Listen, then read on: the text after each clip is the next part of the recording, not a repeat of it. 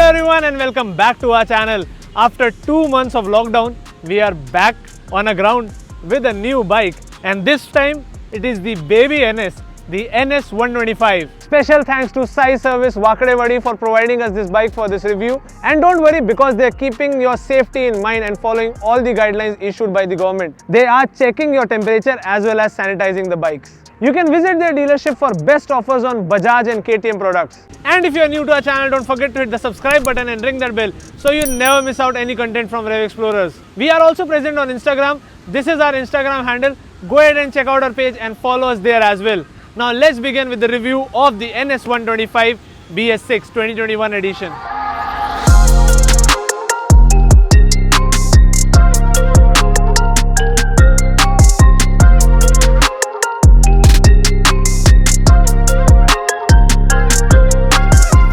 So the NS125, it is the smallest in the NS range with the 125cc BS6 compliant engine, and there have been many changes on this bike. Now you won't be able to make out in the first glance itself, but when you look at it closely, you will notice many changes. So we'll start from the front, because in the front nothing has changed. You get a halogen headlamp with halogen pilot lamps and bulb turn indicators. Along with that is a telescopic fork and a 80/100 section tire mounted on a 17-inch grey coated alloy wheel. Now this is matte grey alloy wheel. You will notice it when you are close to it. With that you get a 240mm disc brake in the front, and this bike gets combi braking system. From the side profile as well, the NS125 might seem similar to the NS160 or the NS200, but there are multiple minor changes. You do get a 12-litre fuel tank, and this bike delivers a fuel efficiency of 46 kmpl, which is not much for a 125cc motorcycle, but it is okay because you get NS sporty features as well as NS looks. The NS125 is powered by a 124cc 2-valve SOHC engine. Now this engine is air cooled and has e-carburetor. It is mated with a 5-speed gearbox and delivers a maximum power of 12 PS at 8500 RPM and a peak torque of 11 Nm at 7000 RPM. And just like the NS160, you do get a kick start. So it is kick and self start both. The NS125 also gets a perimeter frame. Now this perimeter frame is matte grey in color, and the complete bike weighs 144 kgs, which is 2 kgs heavier than the Pulsar 125. The ground clearance of the bike is 179 mm, which is very good for a naked sports bike, and you can easily take it on off-roads. The NS125 is offered in 4 different colors. There is orange and blue, which are new colors, and this blue is different from the matte blue color available in NS160 and the NS200. The bike still gets a split step-up seat. Now this is decently padded and it is comfortable for the rider, slightly stiffer for the pillion.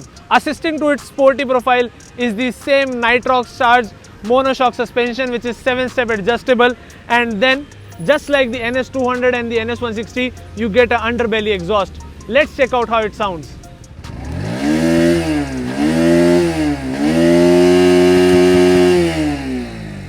At the rear is a 100/90 section MRF Zapper tire, which is mounted on a 17-inch matte grey color alloy wheel, and this one gets a 130mm drum brake in the rear because disc is not needed for a 125cc motorcycle, and drum does it just fine, and it gets a combi braking system as I have already told you. At the tail end it still looks the same, so you have the same LED tail light and bulb turn indicators. Now let's quickly hop on to the saddle. As I have already said, the saddle is decently padded for the rider. The saddle height is 805 mm and I am 5'9". I can get both of my feet on the ground, and if you are above 5'5", you can easily ride this bike. Now let's check out the instrument cluster. So the instrument cluster is same as the NS200 and the NS160. So it is a semi-digital instrument cluster. Now just like the NS160, you get an orange backlit instrument cluster on this one. So in the center you have the analog tachometer. Along with that is the digital fuel gauge. On the right hand side you get the time, digital speedometer, odometer, trip meter, and the side stand indicator. On the left hand side you have multiple indicators like battery indicator, neutral indicator, high beam indicator, turn indicator, engine malfunction indicator, and the Bajaj indicator. Coming to the handlebar, it is the same handlebar just like the NS200 and the NS160, so it is a clip-on handlebar. On the right hand side you have the kill switch and the self-start switch. I don't know why they have not given a hazard light switch over here. On the left hand side it is the pass switch, the headlight control, the turn indicator control, and the horn. So it is a very loud single tone horn, just like in the NS160 and the NS200.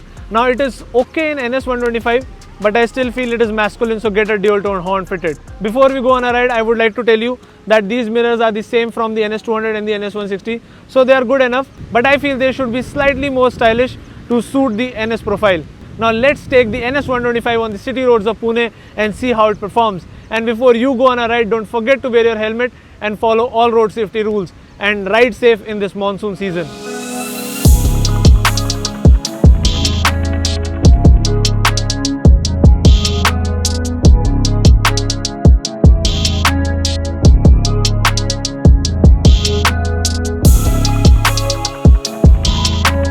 The NS125 feels just like the NS160 and the NS200 in terms of riding ergonomics. There is no change at all. You get a wide clip-on handlebar, slightly rear set foot pegs and an adequately cushioned seat, making the stance sporty. There are no pressure points on your back or your shoulders, and hence you can plan a weekend getaway with this motorcycle. The only thing that has changed on this motorcycle is the engine.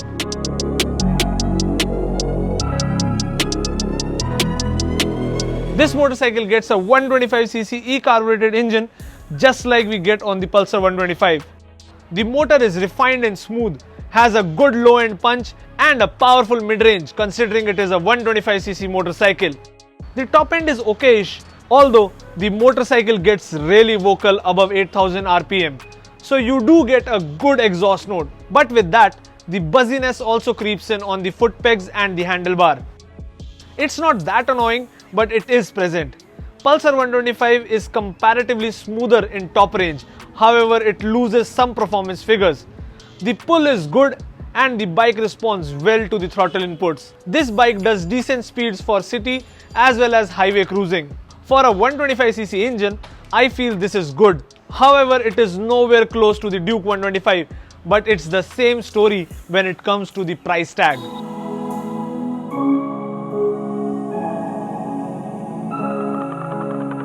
The motor comes with a 5-speed unit which is good and precise, no problem of false neutral, and the shifts are also smooth.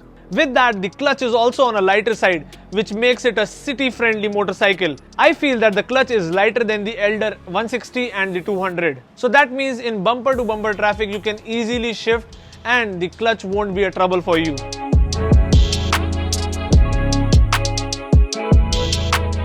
The motorcycle gets a combi braking system which works well. At the rear is a drum which has good stopping power but no feedback as such. And while you are pressing the rear brake, the combi brake system kicks in and applies the front brake as well. The bite from the front brake is okayish and the feedback is also on a lower side. It was more or less anticipated as this is a sporty commuter segment motorcycle.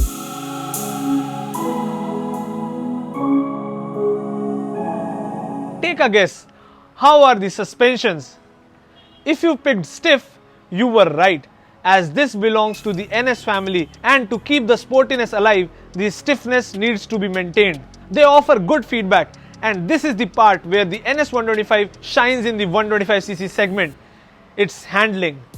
It is very nimble and agile, easy to flick and definitely take into the corners. Just like the NS200, you can tuck yourself in and have a fun ride. However, it could have been better with a pair of MRFs rather than the Euro grips.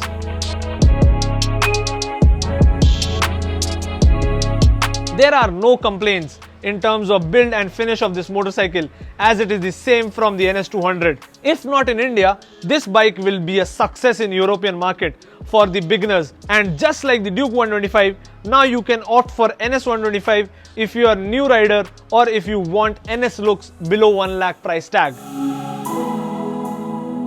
Our ride with the NS125 has come to an end, and all I can feel is it is the same bike like the NS160 and the NS200, so you have the same riding ergonomics. It's just that the engine is smaller and the torque is on a lower end as well as the power is on a lower end. So if you feel the NS160 and the NS200 are slightly bigger engines for you and you need an economical engine, then this is the bike for you, because you get the same design of the NS but with a smaller engine, and it is pocket friendly, because if you like the NS125, you can get it at 93,500 ex-showroom Delhi. I hope this video was helpful for you.